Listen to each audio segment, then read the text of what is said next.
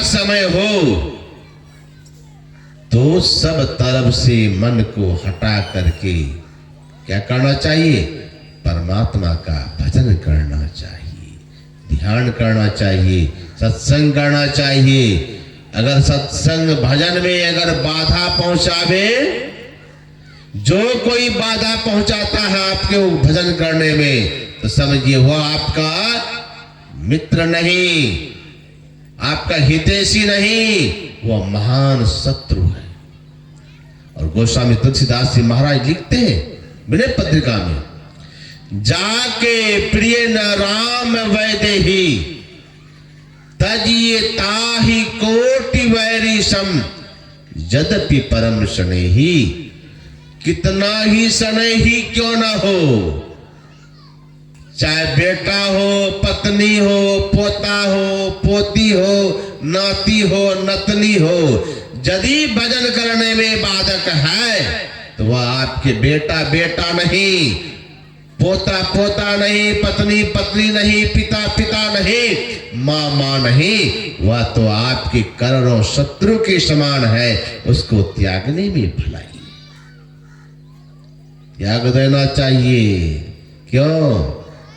अंत समय में कोई साथ जाने वाला नहीं है भैया।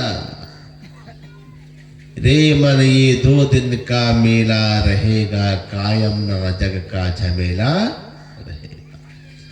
ये सब ये झमेला कोई नहीं, सब यही रह जाएगा। साथ कौन जाएगा? धर्म कर्म दो साथ चलेंगे, धन दौलत नहीं जाएगी। ये सब तो संसारिक वस्तु है, कमाइए, उपयोग के लिए है, लेकिन साथ जाने वाला नहीं। आवश्यक है, कपड़ा जरूरी है, कपड़ा भी के लिए पैसे चाहिए, धन चाहिए, धन भी कमाइए, धन कमाना बुरा नहीं है, धन कमाना चाहिए। संसारिक व्यवस्था भी होनी चाहिए, मकान भी चाहिए। मकान नहीं रहेगा तो ठंडी में कहाँ रहेंगे, बरसात में कहाँ रहेंगे। भजन के लिए मकान भी चाहिए, भवन भी चाहिए, भोजन भी चाहिए, वस्त्र भी चाहिए। लेकिन हम आपका जीवन होता क्या है, उसी में बीत जाता है और गफलत में चले जाते हैं, परमात्मा का भजन नहीं कर पाते। तो संत महात्मा कहते हैं, अगर छुटकारा पाना चाहते हो तो मुक्ति का मार्ग, हमारे पूज्य बाबा कहते हैं, मुक्ति का मार्ग भक्ति है, जो युक्ति बिना नहीं होती।